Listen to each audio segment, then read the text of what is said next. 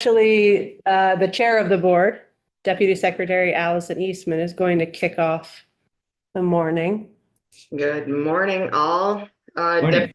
Allison Eastman, Deputy Secretary at the Agency of Ag, and I serve as Anson's designee. So the Secretary's designee to the board is chair. I want to thank you, Mr. Chair, and members for affording us the time today before your committee. We have 6 speakers and we'll transition smoothly between us as we go along.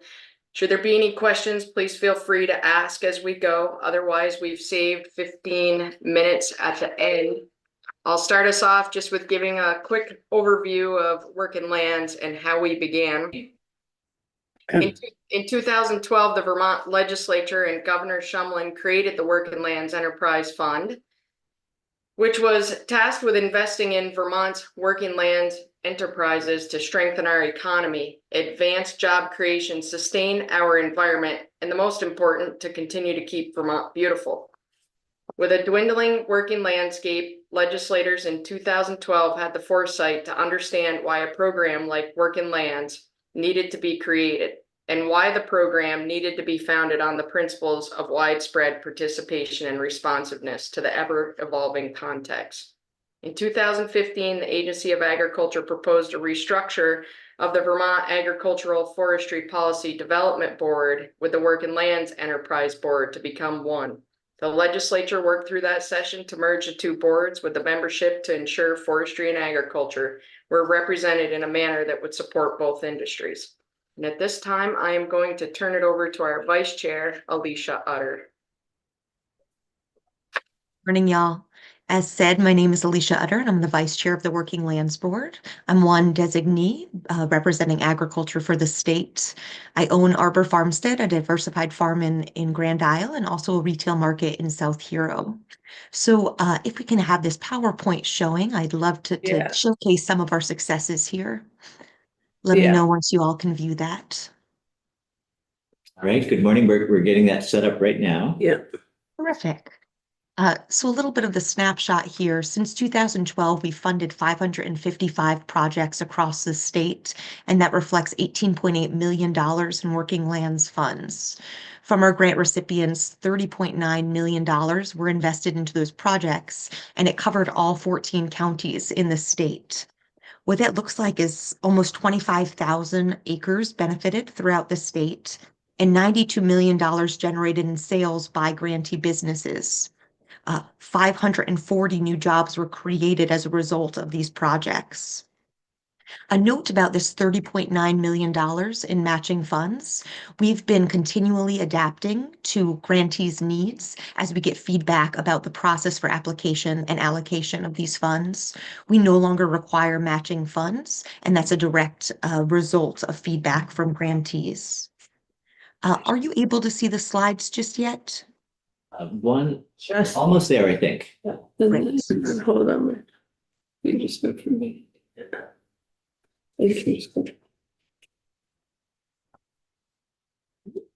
Okay. So those are the stats that I was just reviewing. So the takeaway here is that we've had a lot of dollars invested, and that's gone throughout the state. And if you'll bring me to the next slide, you can get a visual of how those dollars have been allocated. You'll see the highest investments have been in Addison and Caledonia County since 2012, but every single county in the state has been a recipient of Working Lands dollars. Next slide, please.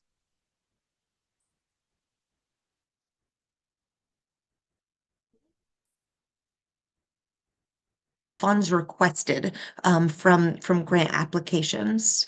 So in 2024, we had just over $3 million to work with, but we had over $16 million in funds requested. And having reviewed these grants for a long while now, I'm constantly astounded at the high quality of them and the increasing demand around this. Feedback suggests that interest and demand will continue in coming years. But I can't emphasize enough how compelling these projects are and how competitive of a process this has been. I'll finish in saying that You all know that farming and forestry are inherently challenging, and the obstacles that we're facing today are perhaps the most unprecedented, from climate change to global economics. And I believe we're at a critical inflection point in Vermont regarding working lands. We need to take action now, particularly in a financial sense. I see this on my own farm, but also what I've heard from fellow farmers and folks working in forestry as well, is that this financial investment is needed for both the sustaining working lands, but also to allow for innovation. And I think we have a lot of incredible stewards across the state who are implementing wonderful projects. Some of my colleagues here will speak more about it. I apologize, I do need to step away. I need to head to my retail market. It's a big day with Valentine's Day tomorrow, but thank you all for holding this space. And with that, I'll hand it over to Elizabeth. Thank you. Thank you. Good morning again. Elizabeth Sipple. I'm the program manager of the Working Lands Enterprise Initiative. And I am going to highlight some of the design elements of the program that have allowed it to remain responsive and impactful within the ever-evolving context of the forest and agricultural economies in Vermont.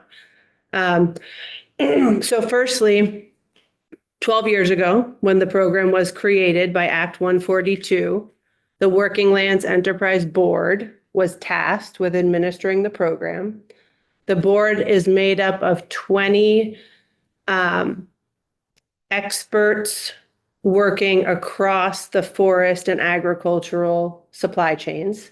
As you can see in this slide, every single seat is linked to a specific expertise that is needed for our food and forestry system to be successful. So very careful consideration in the creation of the board and the specific seats. And each seat is appointed by different parts of the government as well. So in addition to the private sector board seats, we also have representatives on the board from Forest Parks and Recreation, the Agency of Commerce and Community Development, and the Agency of Agriculture, Food and Markets. The Vermont Housing Conservation Board, the Vermont Economic Development Authority, and the Vermont Sustainable Jobs Fund hold ex officio seats on the board. And they play the very important role of offering expertise, direction, and guidance based on what they are hearing and seeing from the many diverse organizations and institutions that they are working with day in and day out. So it is the expertise of the board that assures that investments are meeting critical need. Every year we have a planning symposium, an annual planning symposium, where the board gets together, looks across the landscape, and identifies priority needs and discusses any changes that need to be made to the program, like framework, like funding size, things, logistics, but also priority needs. So examples of priorities that have been identified and targeted in the past are meat slaughter and processing, dairy, sawmills, and strengthening the market for low-grade wood. Sorry, did you say that every year there's a single priority identified, or there might not be any, or there might be more than one? There might be more than one. And it also depends on the funds available. So when there are more funds available, the business enhancement grant is, I think, a foundational part of the Working Lands Enterprise Initiative. And that is a grant that allows businesses to apply for their unique priority needs. So it's quite broad in scope. When we have the annual allocation to work with, the business enhancement grant is prioritized. But when we have any special appropriations, that's where we see targeted funding more often. Does that make sense? Yeah.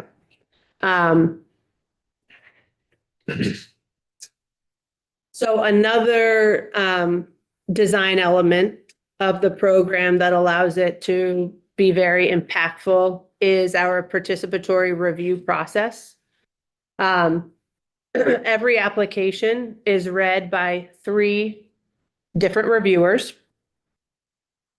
Those reviewers go through a quantitative scoring process, and they also write down the strengths and weaknesses that they are identifying in the application. That's an individual process that they're going through.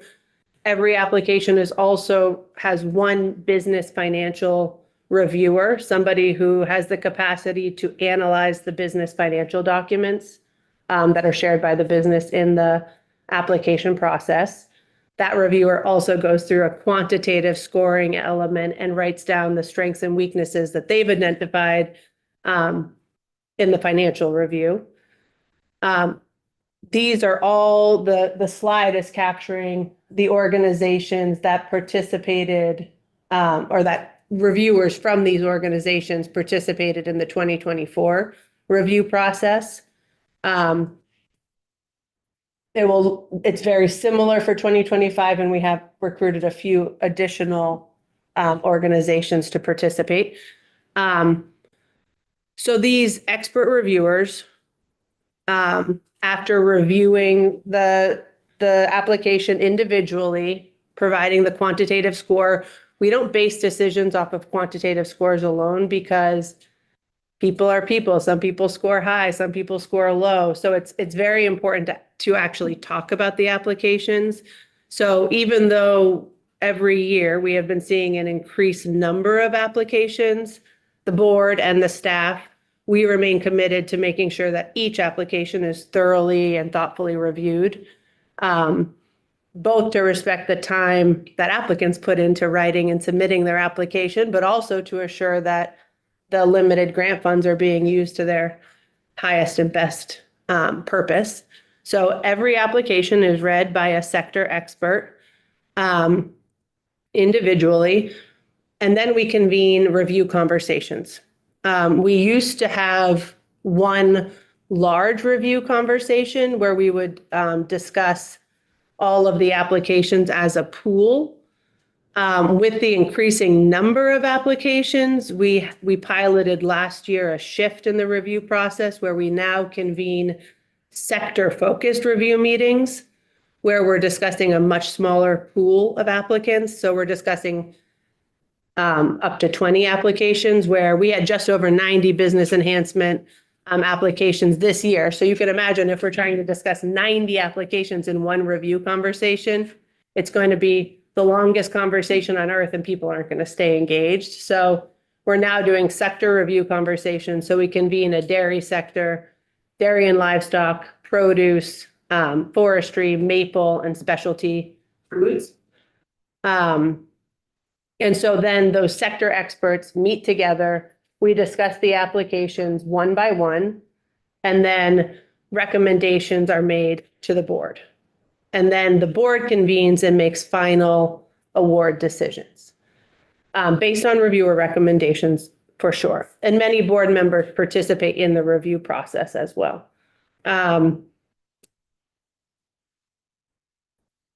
So I think the other point that I wanted to be sure that was clear to everyone, that we vet every reviewer for conflict of interest. And if a reviewer does have a conflict of interest, they just do not participate in the conversation for that applicant and do not vote. I think that we've heard before that the reviewers are volunteers, They are. receive any compensation at all. They don't. That's great. How do you get busy people to give some of their time to this? Yeah, it's a great question. I think the reviewers are all people that are intimately engaged in the agriculture and forestry landscape, and they see the importance of the grants to the businesses they work with.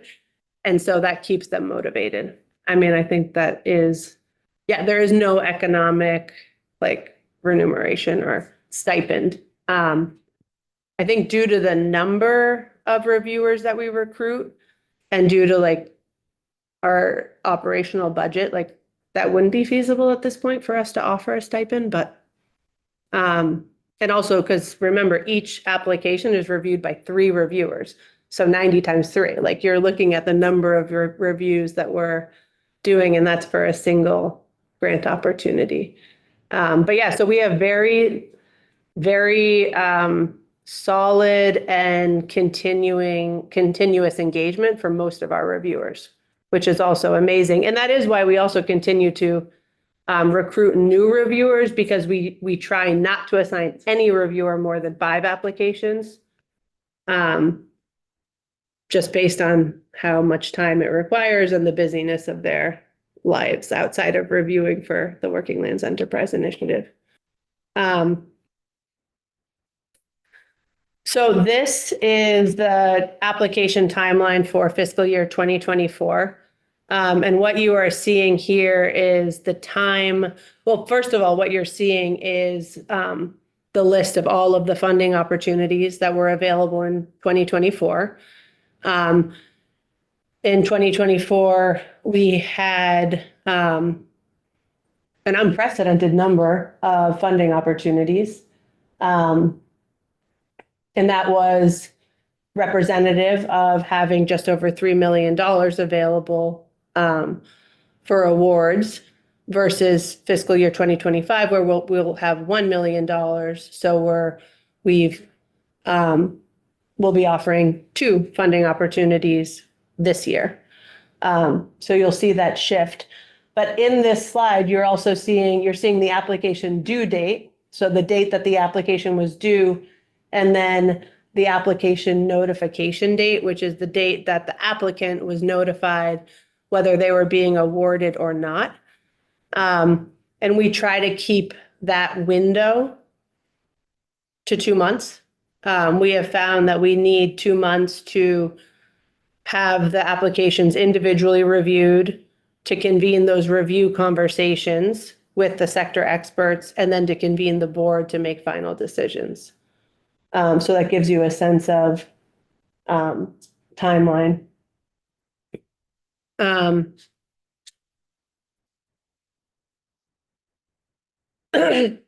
think the last program element that strengthens impact that I want to highlight today is the program's ability to flexibly respond to businesses' highest priorities, but also the highest priorities in the landscape when funding is available. In fiscal year 2024, we funded 65 unique projects. You are going to hear from, in the coming presentations, you're going to be able to capture some of the diversity of the projects that are being funded, both in the sector, the scope of the project, but also in the size of the business and the stage of the business. And the award sizes, it's actually listed in a future slide. You'll see the specific award received by each business, but you're going to see that there's a range in award sizes from $6,000 to $250,000. So that's another way that the program is quite diverse, and we're very flexible in meeting needs. So size of business, size of award, stage of business, type of project. You're going to see a vast diversity in all of those elements, both in the impact report and in the coming presentations. So I guess in summary, the expertise of the board, the flexible funding, and our very rigorous participatory review process are all elements of the program that allow us to make catalytic investments for both individual businesses, but also investments that are actively building stronger food and forestry systems that allow all Working Lands businesses to thrive within them.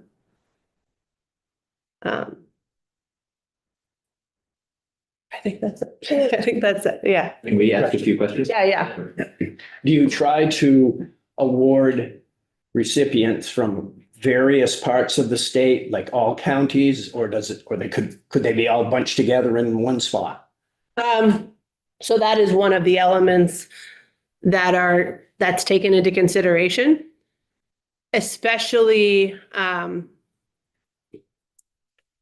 there's normally a cohort of very strong applications that are either meeting an incredible need in the landscape or are extremely timely and impactful for the business that are like clear yeses, like we need to fund these. And then there's the very hard conversations of the many applications that are strong, but are not the strongest. And that's when we'll start to also really look at geographic diversity and making sure, and also like diversity in the sectors being funded. Sorry.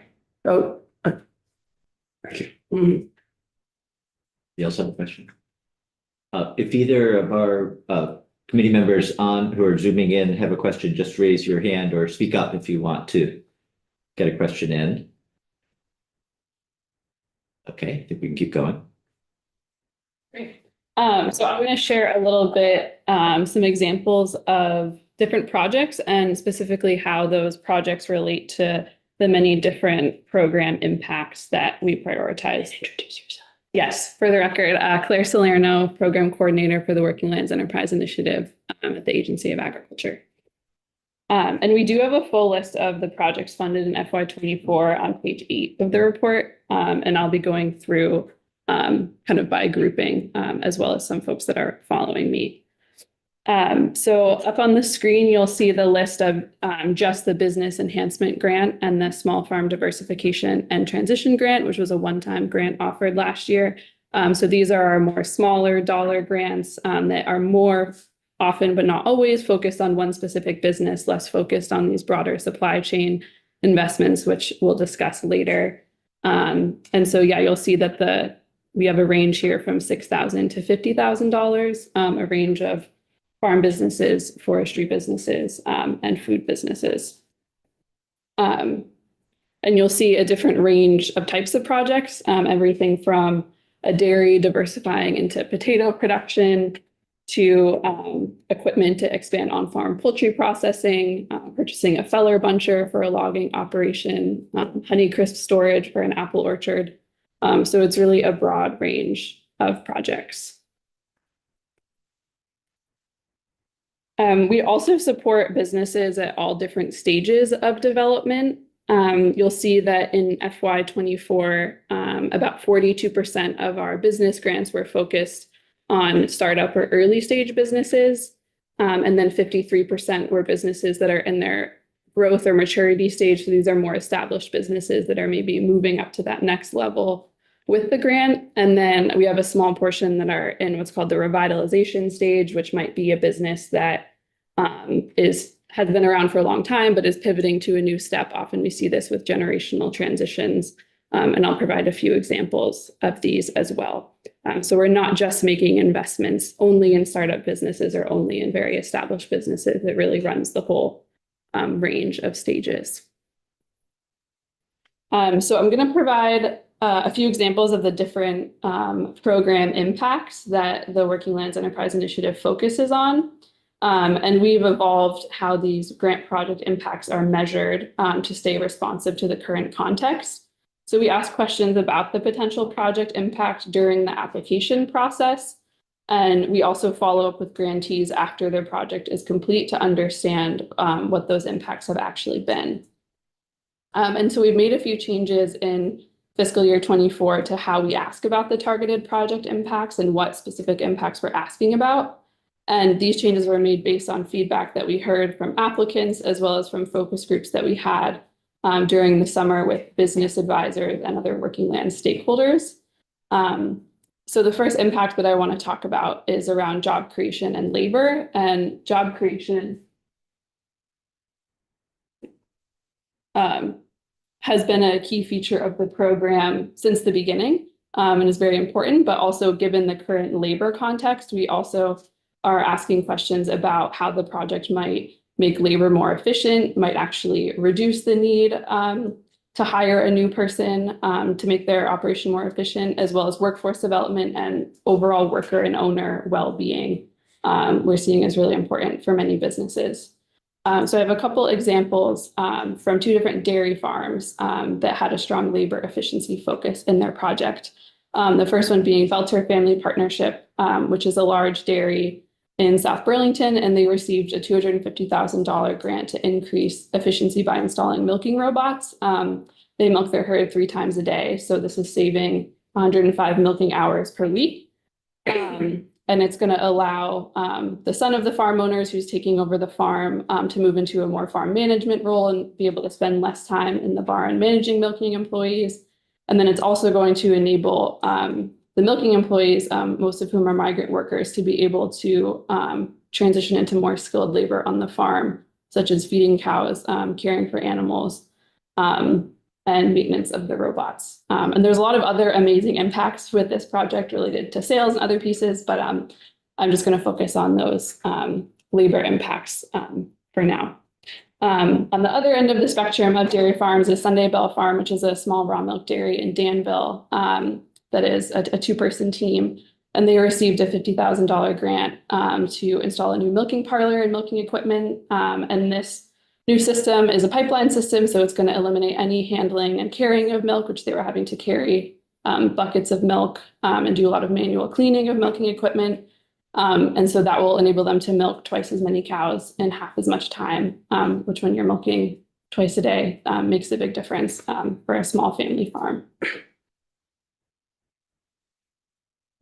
Another big focus of the program has been around the impact on land use and number of acres in working lands production in the state, which is still very important. And we're always interested in funding projects that are about increasing acreage in production. But we also see many projects are focused on maintaining that acreage, as well as changing the way the land is managed, improving the land management on existing land, as well as adapting to climate change. So I'll provide an example of each of these from the FY24 grantees. The first one being Carmen Brook Orchard as an example of a land management change. They received a $15,000 grant to support their shift. They were a dairy farm. The new generation is taking over, and they had an orchard that they established a few years ago of like traditional European varieties of apples. And so this is both a transition of a dairy farm into orchard management, as well as the grant was around transitioning into wild and more resilient apple varieties. So changing the way that the orchard land is managed with a special focus on resilient varieties that can be more resilient to climate change, as well as reduce the pesticide use. So that is a big change in land management for them.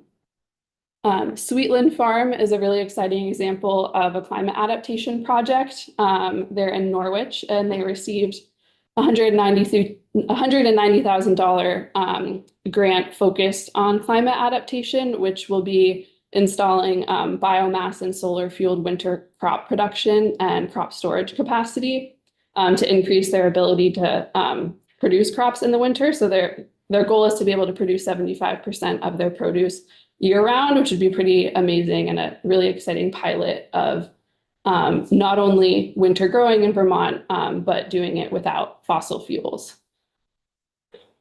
And then the example that I'll give related to adding acreage in production is Bear Island Maple in Bolton, which received a $16,000 grant to establish maple sap production. So bringing in 10 acres of forest into maple sap production, which had not been under any form of production, and an additional, I believe 20 acres is anticipated to be brought into maple production over the next 10 years. So these are just a few examples of the way projects can have a pretty large impact on both land management, acreage and production, and climate adaptation. We've also added a new impact category focused on equity, engagement, and equality. And this is where applicants, in their own words, describe how their project could reach or impact historically underserved or marginalized communities. And that's pretty broadly defined. It could be people living in poverty, people facing food insecurity, people with disabilities, veterans, women, people of color. So it's really the grantee or the applicant can use their discretion to describe those impacts.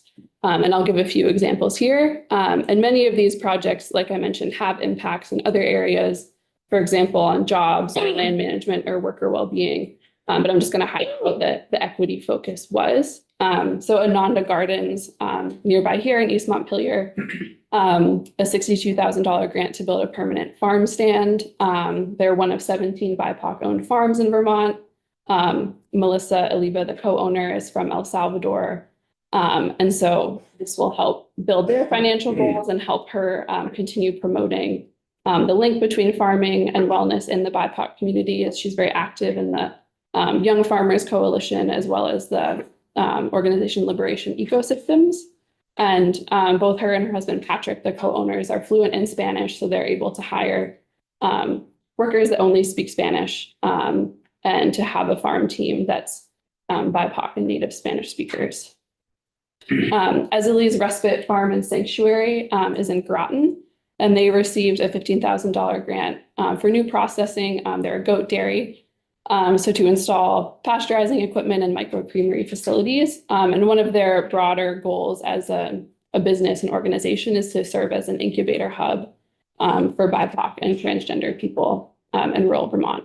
And I do want to emphasize that the information here is mostly in the own words of the applicant from their application. The last example is New Tradition Farm in Huntington, and they received $14,900 to establish a fruit and nut enterprise to diversify from their salad greens that they were primarily focused on farming. And so these are not only going to, the farm is a partner with many organizations that offer reduced price and free food shares through NOFA Vermont, the Williston Food Shelf, and Burlington Food Not Bombs. So there's a strong food security component to this farm and this grant work. The land is also located on the Huntington Open Women's Land, which is a nonprofit organization that stewards 50 acres of land held in perpetuity for women, transgender, and non-binary people. And the farm owner of New Tradition Farm is LGBTQ. So there's quite a few different equity impacts going on with that project as well. One of the other key impacts that has always been a focus, and we continue to focus on, is the potential for a Working Lands Grant project to increase product output or increase sales. So I'll provide a couple examples of projects with a strong impact in this area. The first one being Chamberlain's Farm in Underhill received about a $15,000 grant to reopen their farm store, which had been operational many years ago and had closed, and the farm has transitioned to a new generation. And as the new owner is looking to kind of update the business plan and how the farm is operating, and they were seeing a demand in the community to reopen that store. So the grant purchased refrigeration equipment for that, and they opened in the middle of the last season, and I think they well exceeded their sales projections, and they sold over $10,000 worth of product just for part of the season last year, and they're selling both their product as well as product from neighboring farms. And then Helmer's Farm in Enosburg is a dairy farm also now being in the midst of a generational transition, and they're diversifying into potato production. And the grant, this was the $6,000 grant to purchase a potato harvester, which was going to increase the production over tenfold, as well as decrease the labor needed, improve the overall product quality, and therefore increase sales by 25%. And we often see that these increases in product output are related to some of the other impacts that I mentioned before around labor efficiency. Often when we see impacts in those areas, we see improvement in the business's bottom line as well. And I think that is it for my examples of the different program impacts that we focus on. The next speakers are going to talk more about some of our larger investments in the supply chain, and Commissioner Fitzko is going to talk more specifically about some of the forestry projects. But I guess in closing, I just want to emphasize that we see many projects that have many different impacts, and we don't necessarily prioritize one impact over the other. We recognize that given the diversity of businesses that we fund, anything from maple sugaring to dairy to logging, we think it's really important to be able to clearly capture these, but also stay broad and demonstrate just the range of economic impacts that these projects can have. Any questions? Committee members? I'm wondering if, I was waiting to see if anybody who was joining us by Zoom had a question, so I'll ask a question. And now might not be the time to discuss it, but the small farm diversification program that this committee worked on, I think it was 2 years ago now, it must have been 2 years ago now. If you've included that in Yes. one of the lists here, and I think it would be interesting to hear how you feel that program worked, how well it worked. I remember the discussion at the time being, it was a pilot program. We had one-time money and we were able to use it just for the one time. But I think the thought was, if it works well, we'll hope to, as with any pilot, hope to make it an ongoing program. So maybe this isn't the time to talk specifically about how successful that may or may not be. Provide some learnings from it, and generally, you might have seen on one of the earlier slides, it was very strong demand for that program. Yeah, going back, and we did receive quite a few applicants. 171. And we unfortunately funded 12 of those projects, some of which I gave examples of here. But there was $150,000 budget. That was right, yeah. I think maybe, I guess I didn't specify, but I will note that many of the business enhancement grant projects that we have funded and continue to fund often are also related, or I would say most, if not almost all of them, are also for small farms. Generally, almost all, unless they're a large dairy, most of the farms that receive these grants are small farms. And many of them are also for diversification or transition projects, or that's an element of it, even if it's not a focus. Something that I think was highlighted by the demand for that program was the desire for these smaller grants. And in FY23, before we had the small farm diversification and transition grant, I believe our grant minimum at that time was closer to 20,000. And then with offering the small farm grant, the range was 5 to 15. And so this year in FY25, when we don't have that grant anymore, we lowered the minimum down to 15 because we really didn't see too many applications in the small farm diversification grant for less than 15. You do see there's the 6 or 8,000 in there, but for the most part, people applied for the max of 15. So we wanted to be able to include those folks in our regular granting program, which I think was important. So I think we're trying to take those learnings, the things that were strong with that program, and just incorporate them into the business enhancement grant, which already had some overlap in terms of the ability to serve small farms and support processing. Because I believe the 4 projects in the small farm diversification and transition grant were farm diversification, farm transition, new processing, and an accessory on-farm business. So those are pretty broad things, and were in some ways challenging to define for an applicant of what those actually mean. So including those in the business enhancement grant, which has been successful, I think. Yeah, and I think it might be helpful, I think pretty quickly, I can point out some of the small farm diversification transition grantees here. And we'd love to come back and talk specifically about that grant opportunity if that's of interest.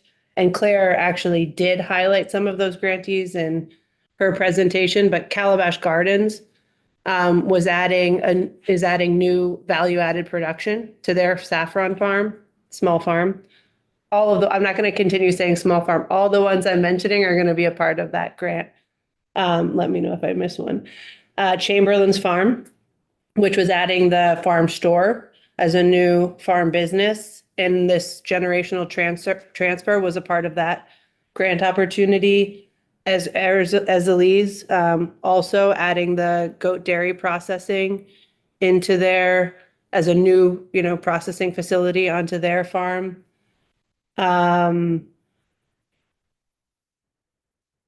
Hillside Farm, which is adding the poultry parting.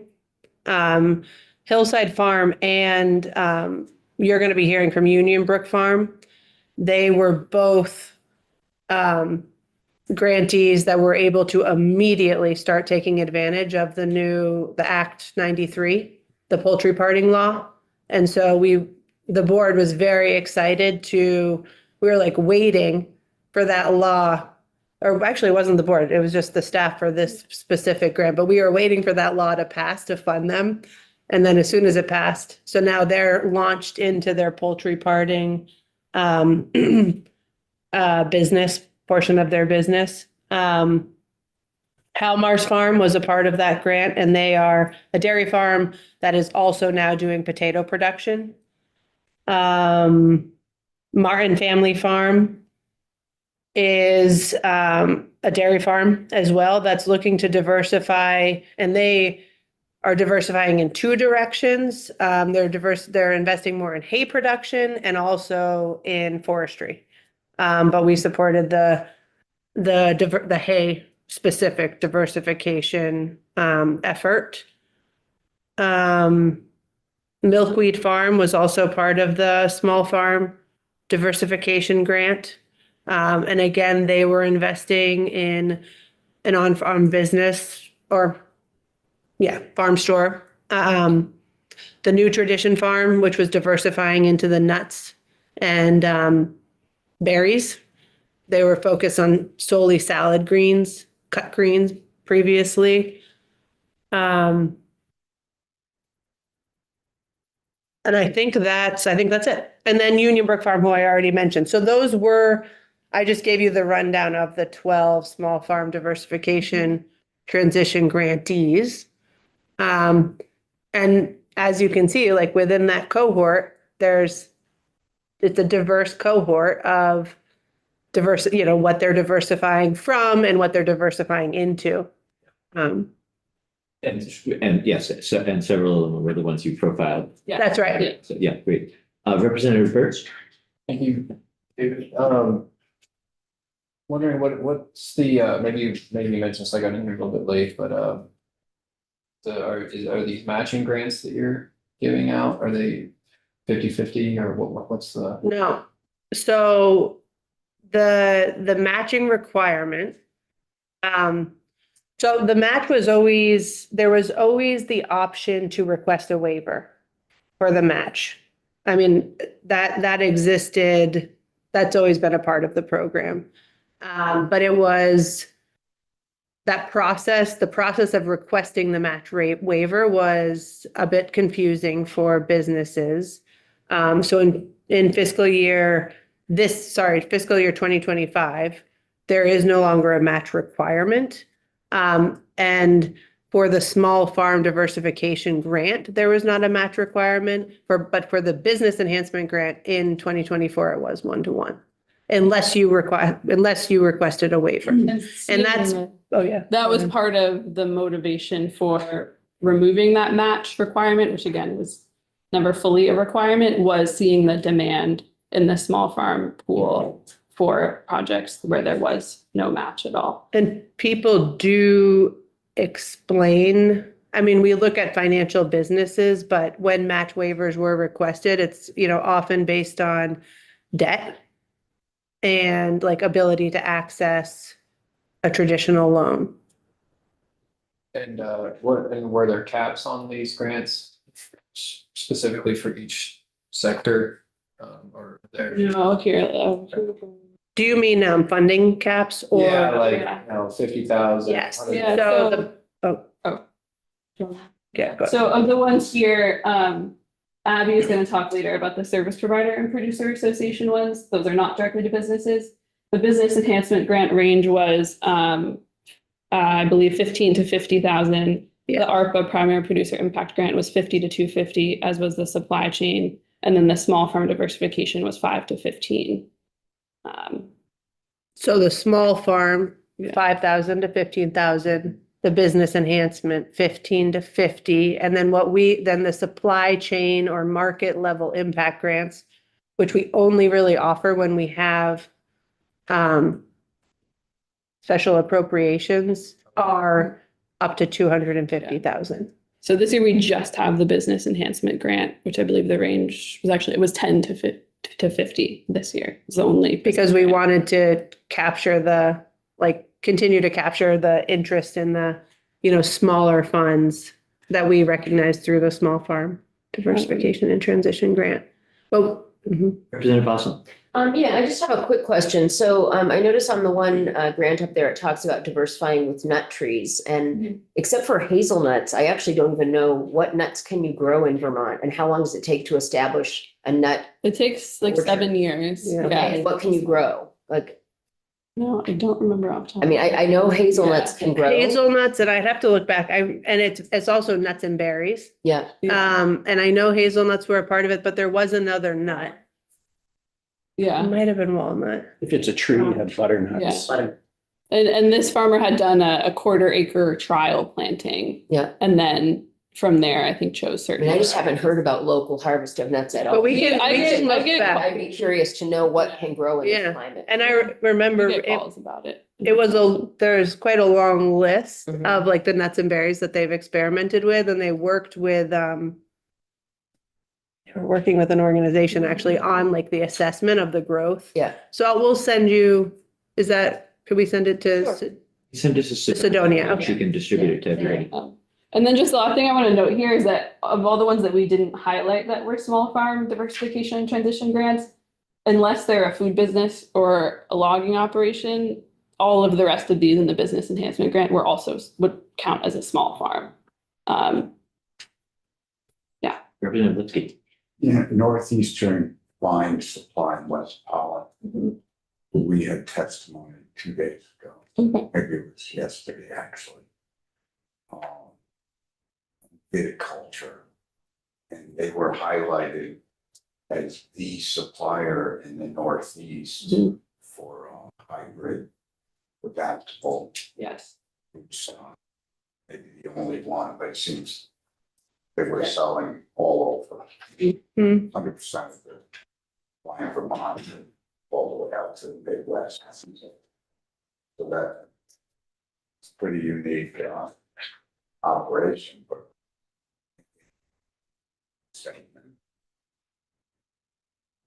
Yeah. Absolutely. And yeah,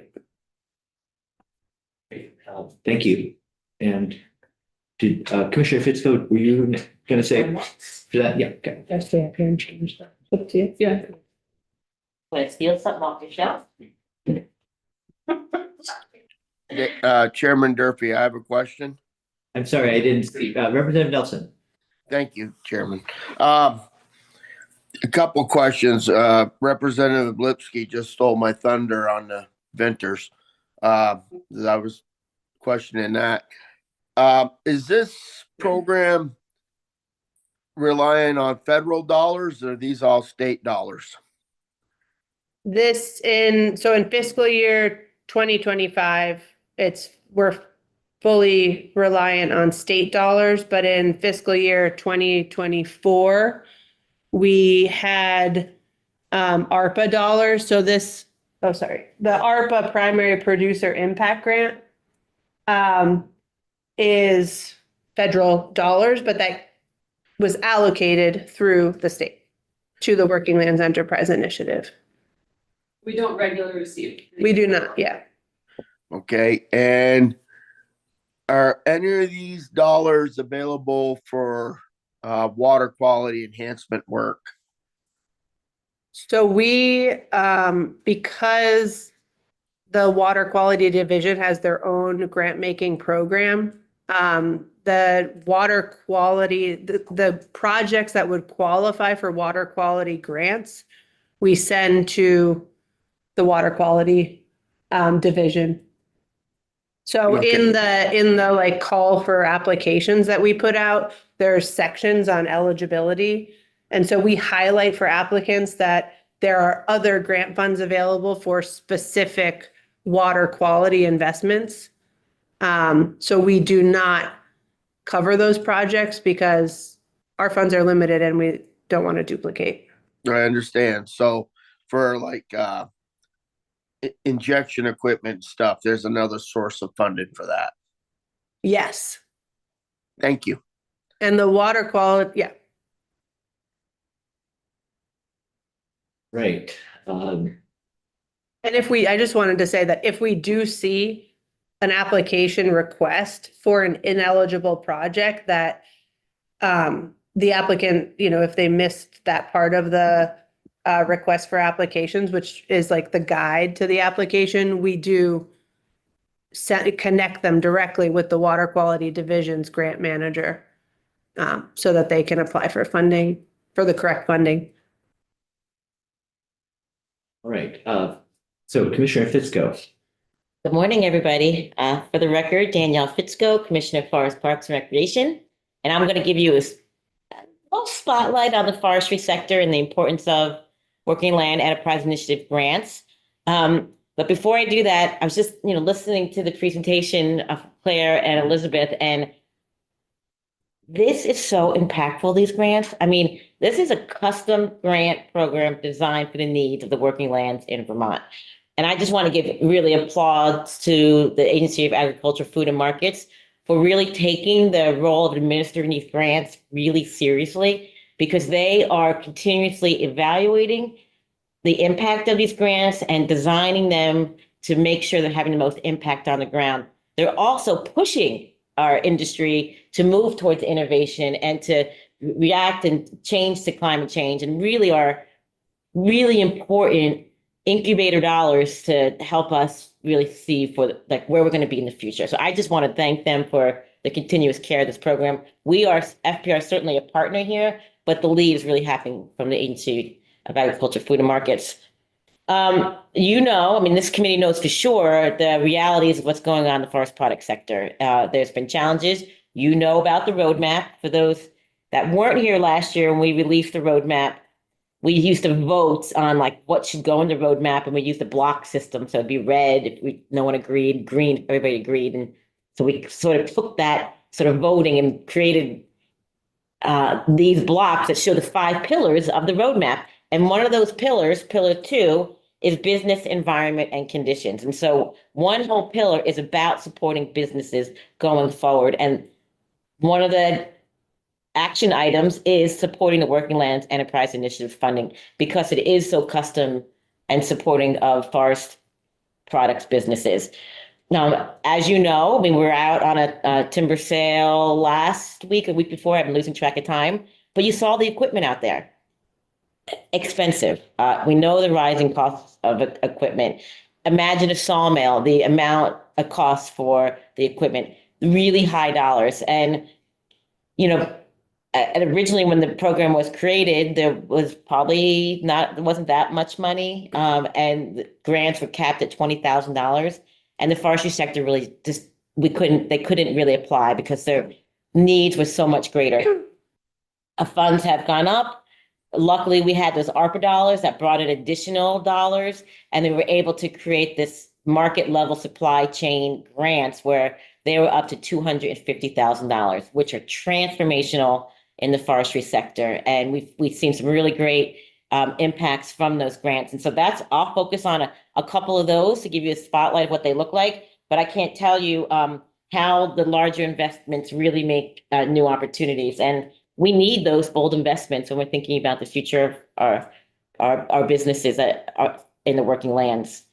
Okay, so 3 examples. The first one, I'm going to take you to Craftsbury, and it's 802 Logging. They received $50,000 to purchase a used fellow buncher for improved productivity and safety. And a fellow buncher is a piece of heavy equipment. It's mechanized, and you go out in the woods. It cuts and then it stacks the wood. So it's really nimble, and really is sort of this modern day backbone for timber harvesting. I'm going to quote what the recipient said. I can adjust my schedule to accommodate the weather and the changing seasons. I can cut smaller amounts of wood at a time and process it faster so that it's not getting covered in snow or frozen to the ground, which makes it harder on equipment and it burns fuel. So it's really a piece of equipment that is increasing their productivity. With this grant, 802 Logging increased productivity by 27% and is on track to increase sales by 25%. Okay, I'm going to take you now to, I think I'm in Fletcher, Vermont, and we're going to talk about Laughingstock Farm Forest Products, and that's a sawmill. They received a $250,000 grant for the sawmill expansion. That is to build the building and to buy the equipment. This is huge because it's been able to double their capacity and production. And they are now able to produce 4,000 board feet a day. And we had some behind on the napkin sort of calculations, and that equals about framing for an average size house, one a week. So when we're thinking about local forest products being milled right here and building hopefully some affordable houses right here in Vermont, we can do that with these grants, making that expansion in that sawmill. Now we have more local loggers accessing that sawmill and they're meeting the current demand. They've also been able to increase their overall efficiency and workflow. So Laughingstock Farms Forest Products is on track to increase sales by 60%. And the last one I'm going to talk about is not sort of that large scale, but just kind of highlight like the smaller amounts do make an impact. We certainly need those large amounts. But SS Forestry Solutions in Williston received a $15,000 grant to rehab a logging forwarder. So that's sort of the equipment now that takes the logs from the woods and gets down to the landing.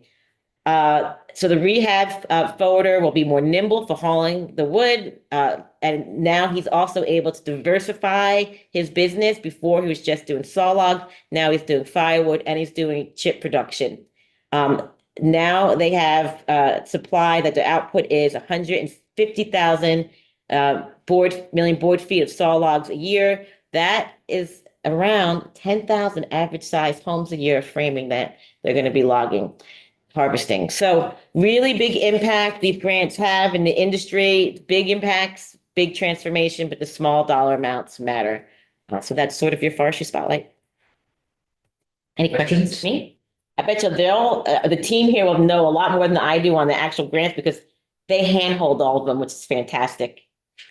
Customer service, really. We saw that generally speaking, there were many more applications than we were able to fund. Was that the case in the forestry sector as well? If we were to break it down, it would apply to forestry operation. Usually there's more agriculture grants than there are forestry grants, but we are starting to see the pickup in the forestry sector, which is fantastic, particularly when you have those larger grants. But I'm sure there were some that were definitely unfunded. Yeah, there were unfunded forestry applications. We do see more demand from the agriculture and like value-added food sectors, but the demand for forestry funding is increasing.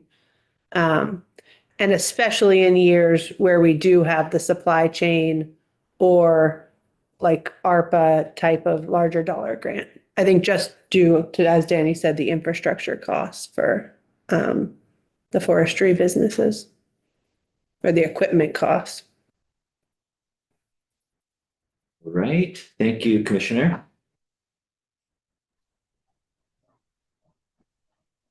Are we ready for me?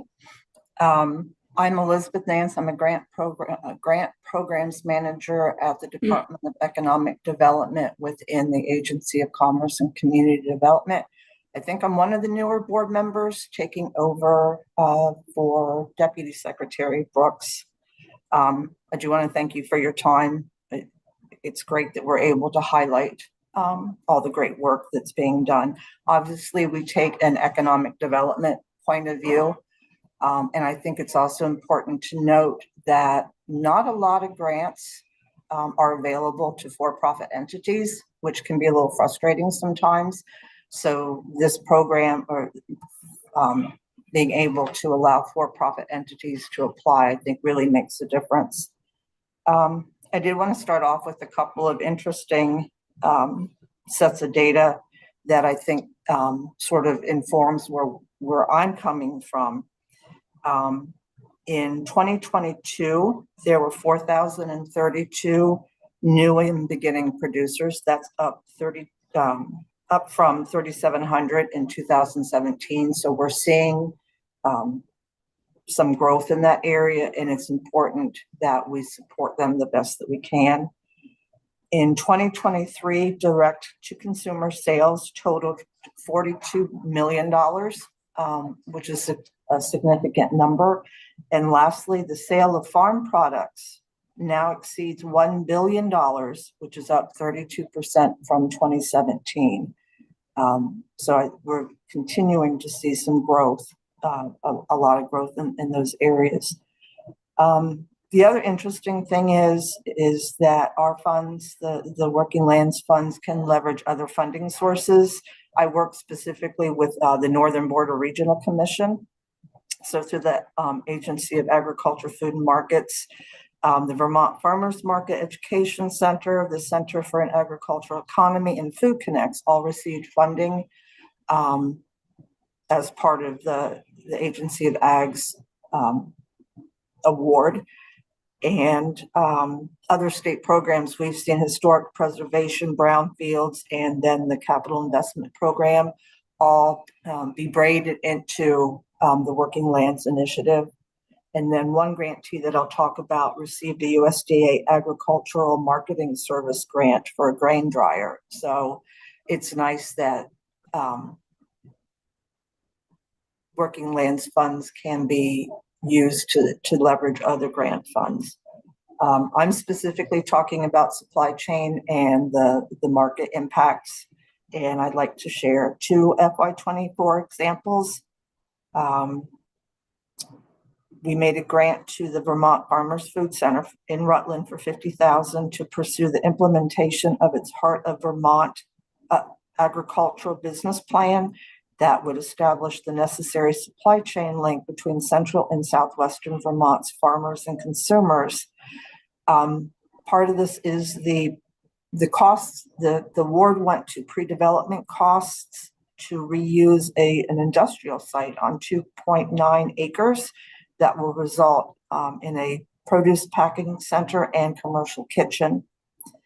They anticipate adding 2 full-time equivalents and 2 part-time employees, a 20% increase in local food sales for socially disadvantaged farmers, and a 20% increase in sales for local producers. And they plan on working with 50 farms.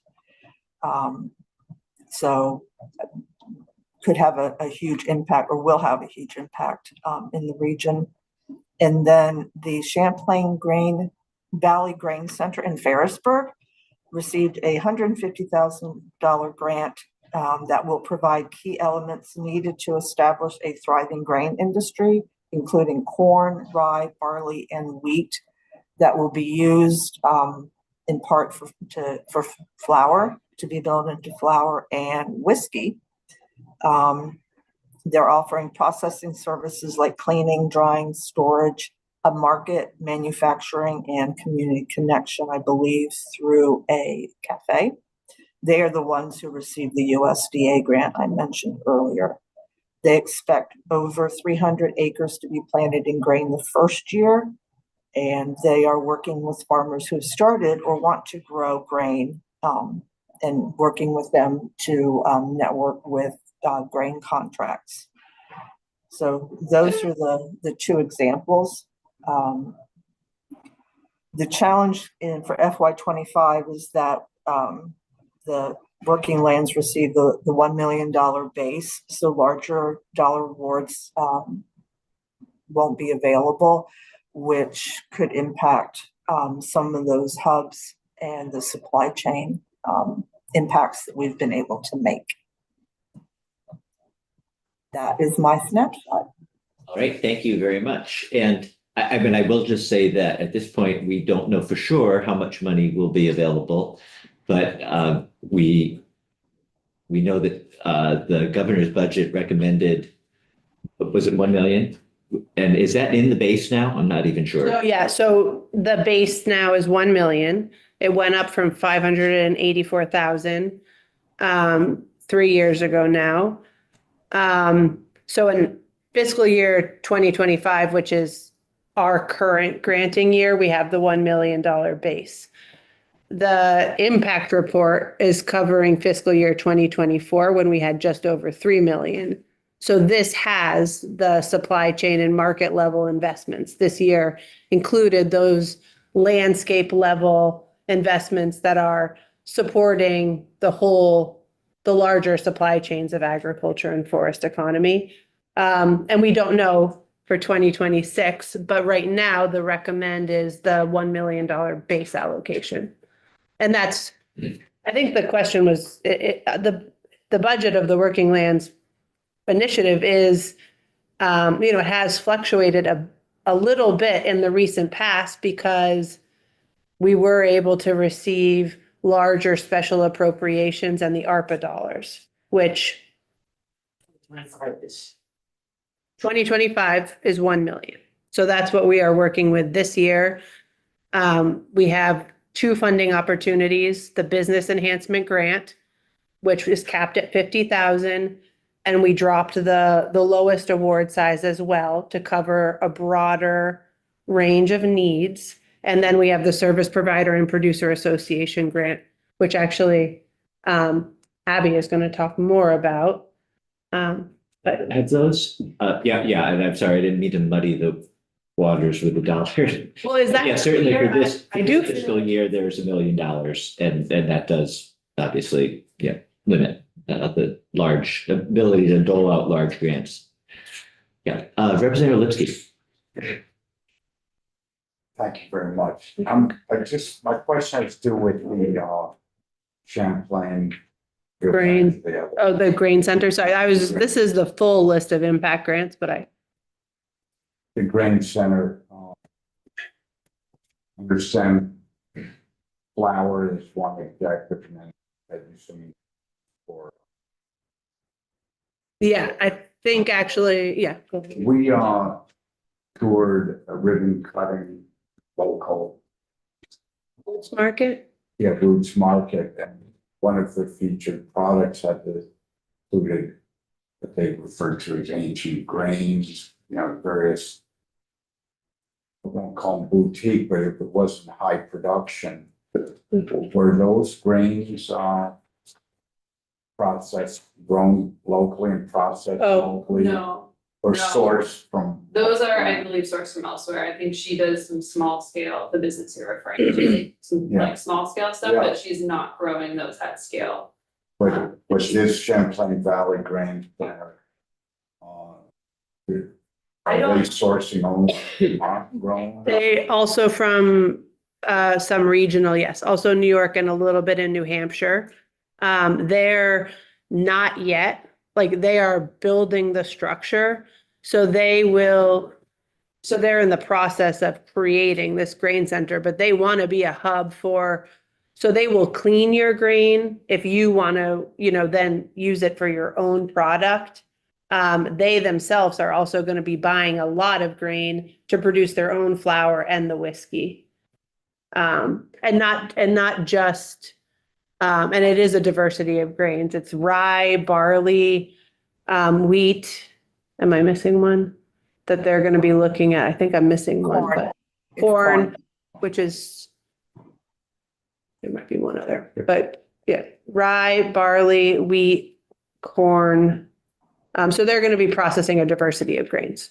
They have the capability to process a diversity of grains. But it's not for producing grain stock for livestock. No, it is not. This is fully focused on like human consumption and for distilling. Yeah.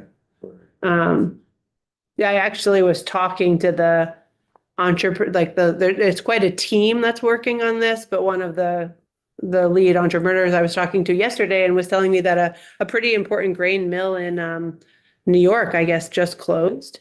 And there's some Vermont growers that are scrambling now to find a place to process their grain, which was interesting. And he was like, I wish we were up and running, like we would, be able to fill that need immediately, but Representative Morgan.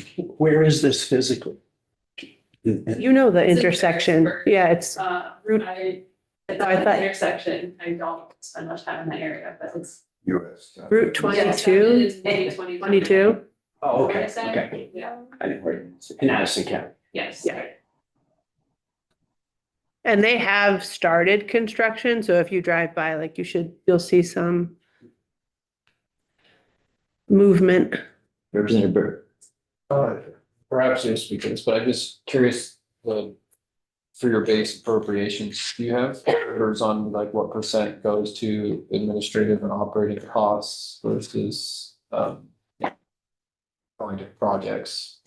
So the base allocation from 2025, 100% goes to projects. But, I mean. Yeah, should we so say for that- the record, Abby Willard, Agency of Agriculture, we have not used for many years any of the base allocation or for staff costs, administrative costs. We did use a portion of the one-time ARPA allocation for staff purposes, which we then distributed across 2 fiscal years, fiscal year 23 and 24.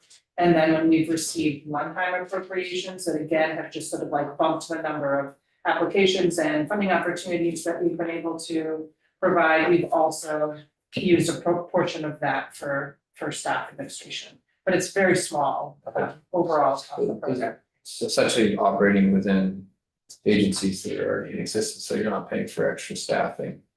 Or for board member, for the board members. No, not out of the allocation. We have the agency, both the ag agency and hopefully FPR will be coming in next week or soon to walk through their budgets, the proposed budgets. So any staffing expenses would be something we could ask about then too. Okay, great, thank you. Elizabeth, thank you for joining us. And Abby, are you?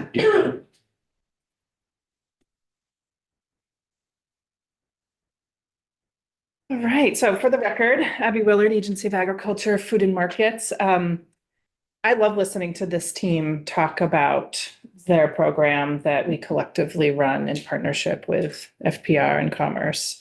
And the work that Elizabeth and Claire do to sort of manage, just as Commissioner Fitzko was saying, is really an impressive effort of fluctuating annual appropriations, annual priorities being recreated by the board. And in recent years, just an explosion in the demand in response to the funding opportunities by the ag and forestry community. So it's an exciting program. It's a complex program, but something that we're really proud of being able to operate and manage since 2012. So our longest standing economic development program at the Agency of Agriculture.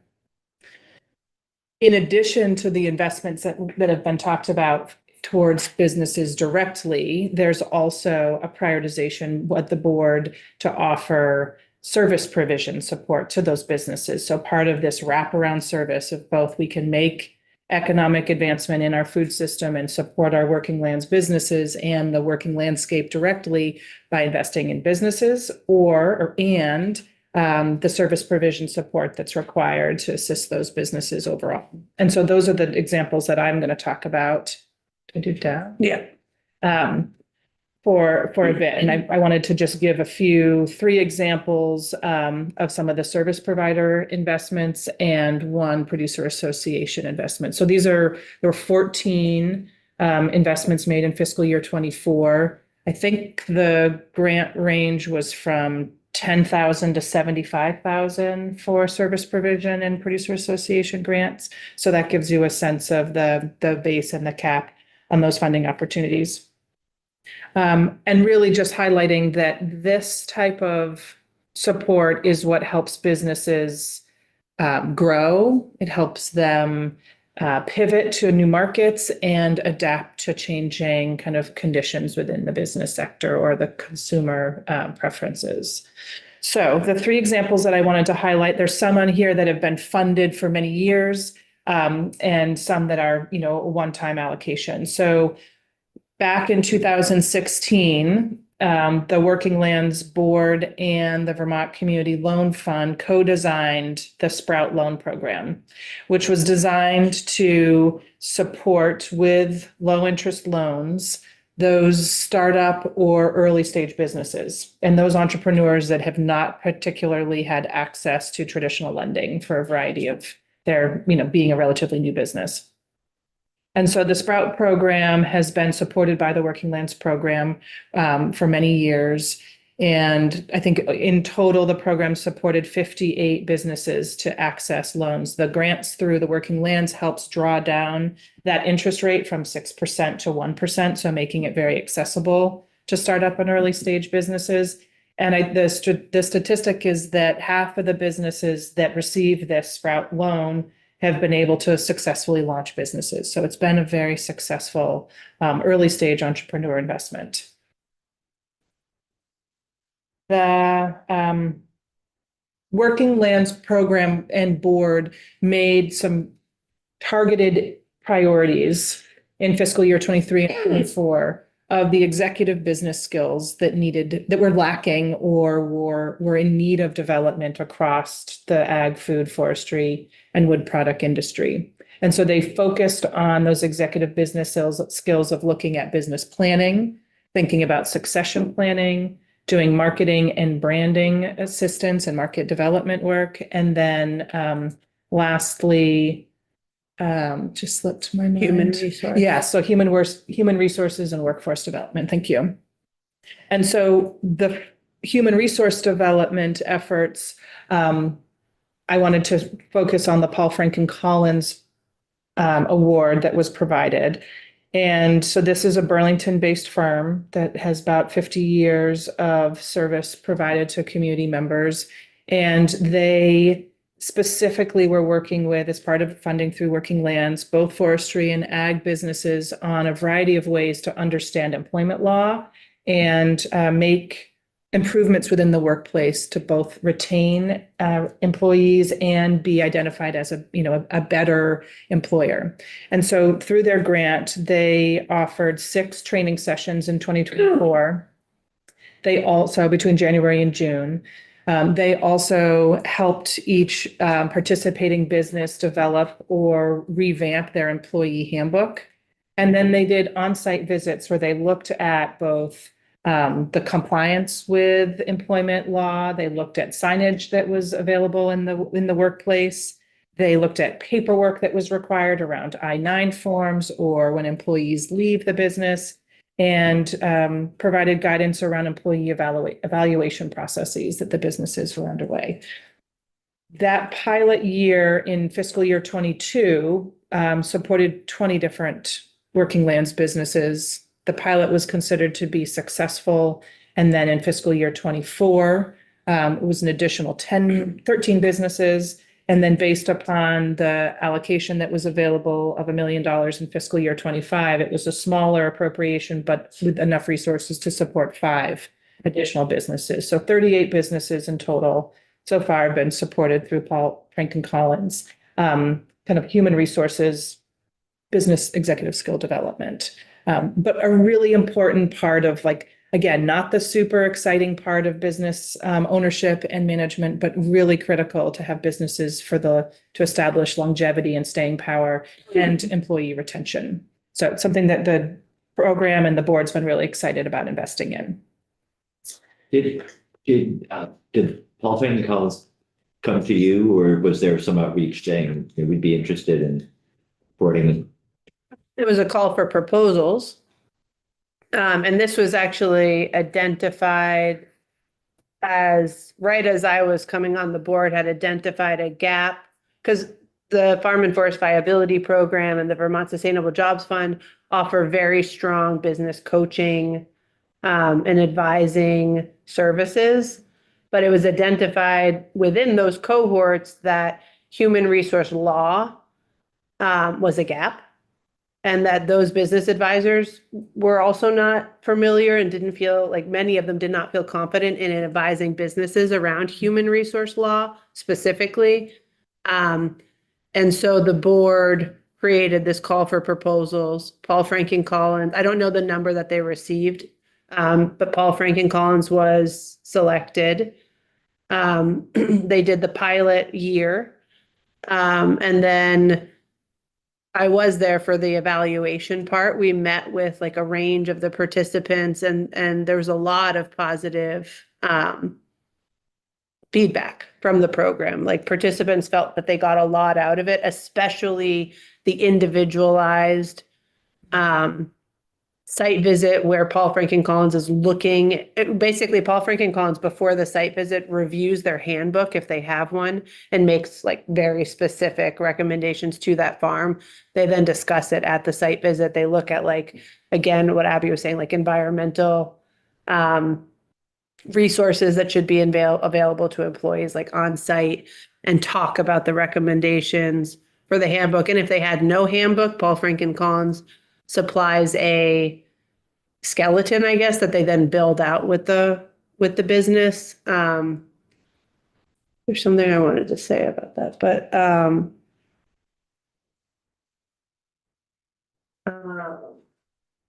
oh, I remember. So, and then in fiscal year 2024,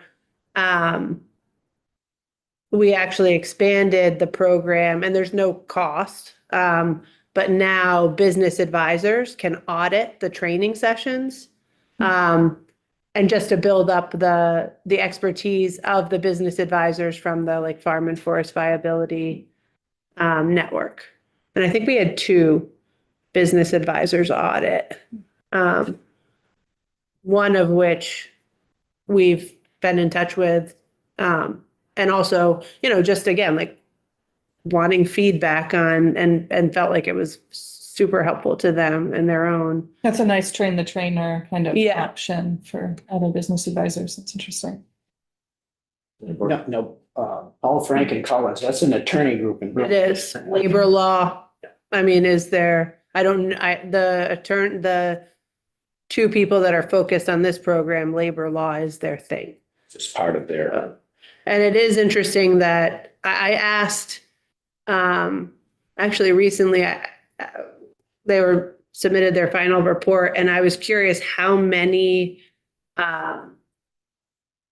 of the businesses end up like coming back for support in the future. And there actually were a number because there were a number of businesses that were working through some tricky scenarios. So that was also like, sometimes once that connection is made, then the business feels more comfortable like diving into issues that they've been facing with employees and conditions. I'm sorry, I interrupted with a question and I shouldn't have. Just That's okay. Timing, but Abby. I'll keep us on time, I think. So I want to share, you know, one of the other executive business skills that was identified that businesses struggle with, particularly when they have a tight bottom line, is making investments in marketing and branding and sort of making that a priority opportunity for their business. And so one of the target areas for investment was really looking at marketing and branding.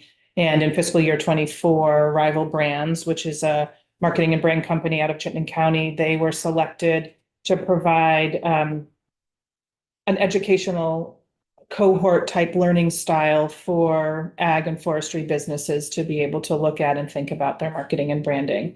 Rival Brands has a portfolio of working with agricultural businesses and other food businesses, so particularly Oak Knoll Dairy, Vermont Smoking Cure, Lake Hill Preserves, and Iapetus Wine. So they have a great portfolio and a great reputation here in Vermont. And it was great to see that so many Working Lands businesses took advantage of that opportunity. So I think 20 different farm, food, and forestry businesses engaged in the educational cohort. And then an additional 10 businesses were looking for some one-on-one consult with that branding firm.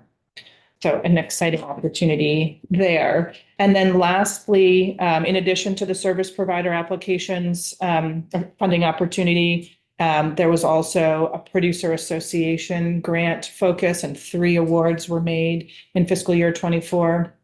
One was to the Vermont Vegetable and Berry Growers Association, and they created a pick your own marketing section to their website, which I think I'm excited by this kind of development, especially since agritourism is a great way to sort of both celebrate the product that exists by and produced by our entrepreneurs in Vermont, but also a way to really bring customers to the farm and even a lot of our visitors while they're in Vermont to agricultural operations. And so previously, the Veggie Berry Growers Association didn't have a portion of their website dedicated to pick your own operations. And then as of June of 2024, they now do, thanks to their Working Lands grant. So they received a $12,000 grant and they matched it 100% with their own resources.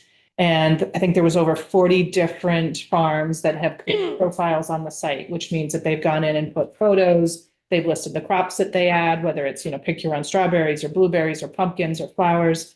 And you as a customer can go online and search for a particular crop that you want to do a pick your own, if it's a location, or you want to do have a map of various distances between multiple farms that you want to suggest for family members or visitors that are coming. And then you can print out a map or a list of all those pick your own operations that you're interested in. And this was it's short. We have like a very short-term data set of between when the website was, this portion of the website was launched in June through September.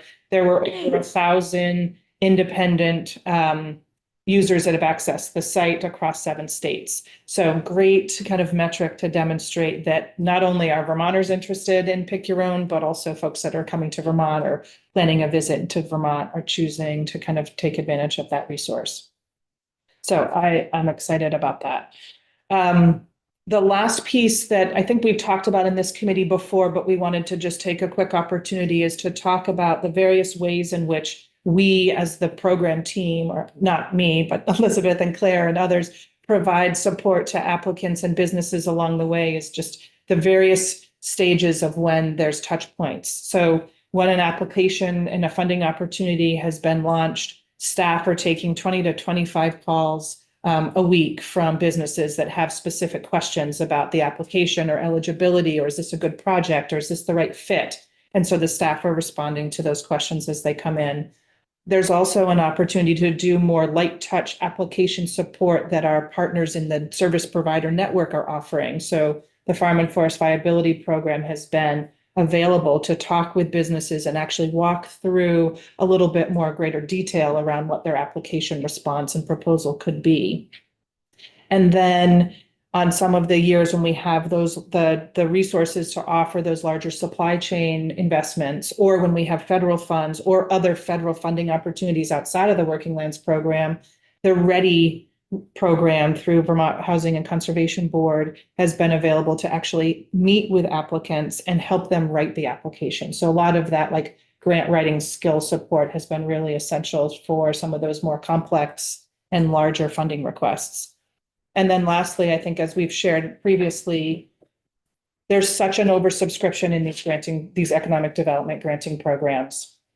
And, for example, in fiscal year 24, with the $16 million in requests, there were from 345 applications, and we funded 65. That means there's over 280 projects that weren't funded. And so figuring out how to direct them to the various business technical assistance needs that are either available through the Vermont Housing and Conservation, through the business coaching program that VSJF manages, or Farm and Viability program that VHCB has, or even directing them to other granting opportunities directly or other funding sources that they could access as a business. So just recognizing there's so many high quality applications that come in, of which the Working Lands program and other economic development programs at the agency are not able to support. It's helping give them feedback on their application, direction to other service providers within the network across the state, or to other funding opportunities. So I guess my closing thoughts would be to say that we're really proud of the tenure of the Working Lands program and the ability that it has made to support Working Lands businesses directly, but also to really support a vibrant working landscape. and I think collectively across Vermont and the Northeast region, kind of viable food systems and forest systems. And those were many of the goals that were outlined in the Ag and Food System Strategic Plan that Vermont Sustainable Jobs Fund led on a few years ago. And to be able to have a program that's really targeted those objectives and hopefully has an annual appropriation to respond to that demand into the coming years is really exciting. We really appreciate being able to have this ongoing, consistent program to be able to make available to our working lands businesses and service providers. So thank you. Thank you, Abby. And since we're just running a little bit over time and because we've all been sitting still for a while, I don't want to go too much longer, but I did want to say, so this program is roughly 12 years old and the legislature's always been strongly supportive of it, and I am sure will continue to be going forward. Up until this year, the team had come in and presented to a joint session of the House and Senate Ag committees. And after last year's, I met with Elizabeth and asked whether she'd be willing to consider meeting separately, recognizing that would mean extra time for them. But I felt that it was important enough that our committee have a chance to be able to ask questions directly, and it could be a little harder when you're in a larger group and when somebody else is, if somebody else were chairing it too. So thank you for doing that. And then furthermore, I also asked if you would come back again a second time, because in the past this time has included not only all the information we just heard, but a handful of grant recipients in person coming in. And that I felt was maybe too much for the committee to absorb all at once. So we will be hearing again either next week or the following week, I hope, with more information. So if the committee has thoughts, questions about the program, of how it operates, maybe we can set aside a little time then just for follow-up on questions too. Yeah, and we're excited. I mean, hearing from the grant recipients themselves is the best testimony possible. So right now we have 3 grantees lined up to come in. And we certainly can talk about other programmatic questions at that time, or we really are always happy to come in and talk about the program. Don't worry about using too much of our time. I mean, we are excited to talk about it, and it's important that you all understand it as advocates for the program. All right, well, thank you to all of you for presenting, and we'll see you next week or soon. And we'll take